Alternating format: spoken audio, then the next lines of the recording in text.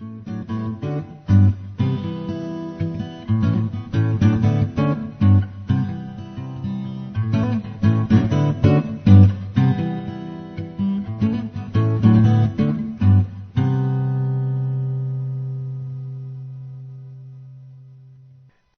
Ishaq hadith reveals where the booty went.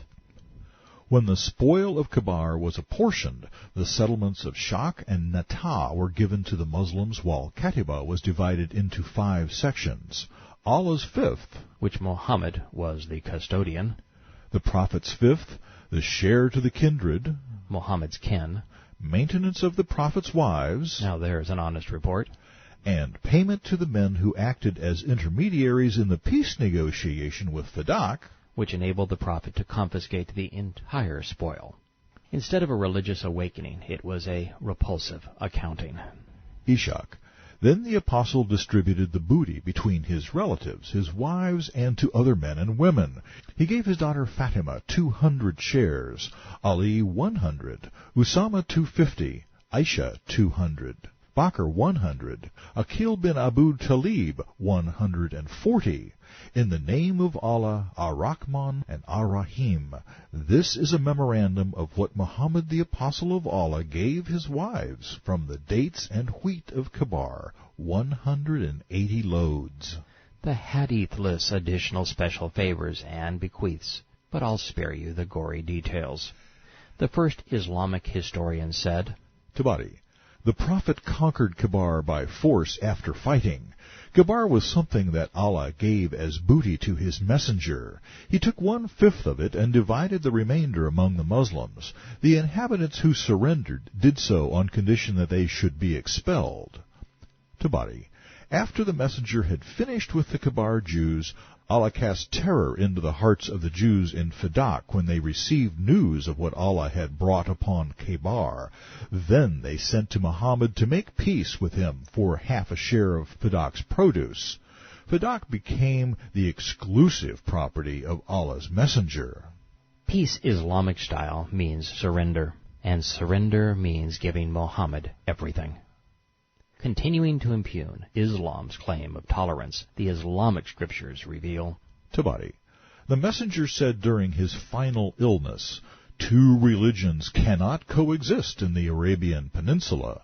Umar investigated the matter, then sent to the Jews, saying, Allah has given permission for you to be expelled, for I have received word that the Prophet said that 2 religions cannot coexist in Arabia. Ishaq. We cannot accept the oaths of the Jews. Their infidelity is so great they swear falsely. Bukhari also chronicled the dispensation of stolen property. Here is a sampling. While we were besieging Khaybar, a person threw a leather container containing some fat, and I ran to take it. Suddenly I looked behind, and behold, the Prophet was there. So I felt shy to take it then. Bukhari. On the day of Khaybar, Allah's apostle divided the war booty with the ratio of 2 shares for the horses and 1 share for the foot soldier. Bukhari. When we conquered Khaybar, we gained neither gold nor silver as booty, but we gained cows, camels, goods, and gardens. Abu Hurayrah came to the Prophet and asked him for a share from the Khaybar booty. O Allah's apostle, do not give it to him. He is a strange guinea pig from Kadum al-Dan. On that the Prophet said, Oh, sit down, and he did not give him a share. Bukhari. When Khaybar was conquered, we said, Now we will eat our fill of dates. There are many more, but you get the picture. Islam was a religion only in the sense that it became one man's license to steal from many. Swimming in the blood and plunder of Khaybar didn't satisfy all the sharks. Muhammad's militants went off on another feeding frenzy. Tabari. Allah's apostle sent Umar with 30 men against the rear of the Hawazin. They traveled by night and hid by day. However, word reached the Hawazin, and they fled. Tabari. According to Waqidi, a 30-man raiding party led by Bahir went to the Banu Murrah. His companions were killed, and he was carried away wounded with the dead. They returned to Medina. So? The messenger sent Abdallah al-Kalbi to the land of the Murrah. During the raid, Usama and one of the Ansar killed Mirdas. When they overcame him, Usama said, "I testify that there is no God but Allah," but we killed him anyway. Tabari. The raiding party led by Ghalib went to Abd Thalabah.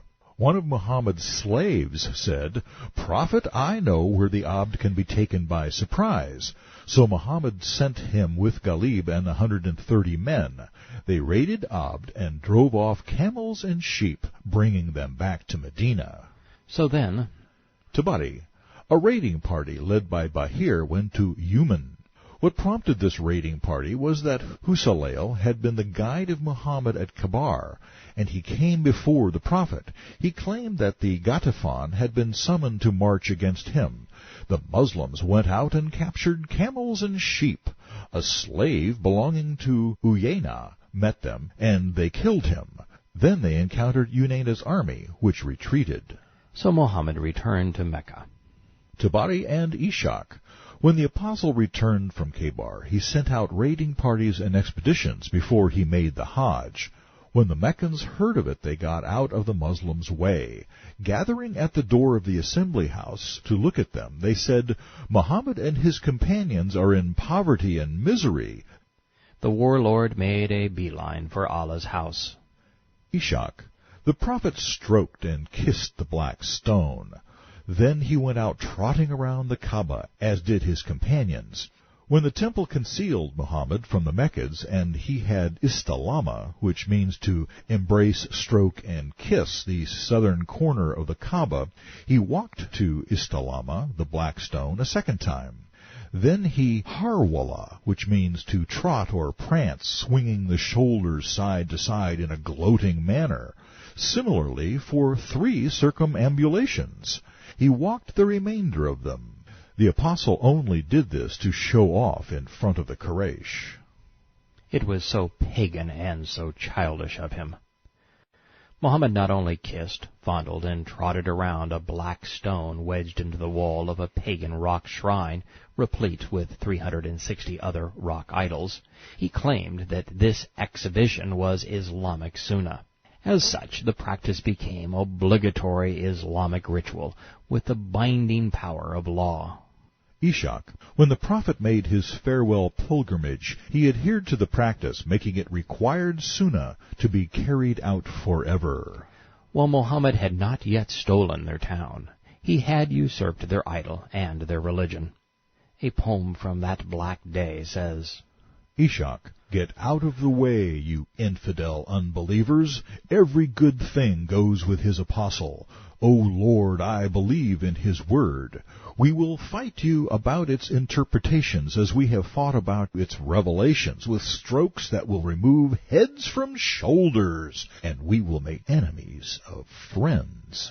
The Meccans were being told to get out of Mohammed's way, and yet it was their town, their God, their shrine, and their religious scam.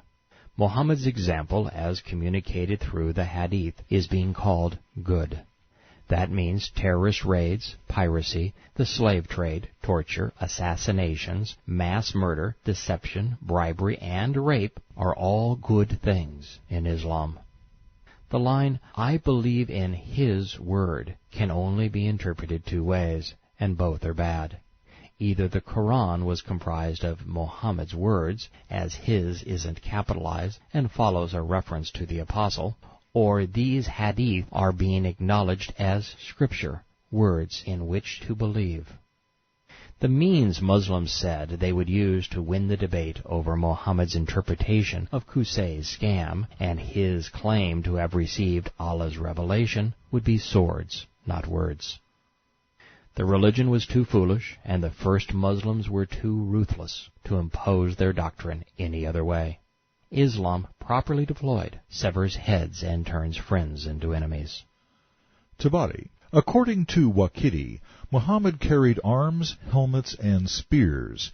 He led 100 horses, appointing Bahir to be in charge of the weapons and Maslama to be in charge of the horses. When the Quraysh received word of this, it frightened them. The prophet said, "Young or old, I have never been known but for keeping a promise. I do not want to bring in weapons against you, but the weapons will be close to me." So, which story is true? This hadith says Muhammad never went back on a promise. But the Quran says, in Surah 9:3, "And an announcement from Allah and His Messenger to the people of the day of the great pilgrimage is that Allah and His Messenger dissolve treaty obligations with the pagans."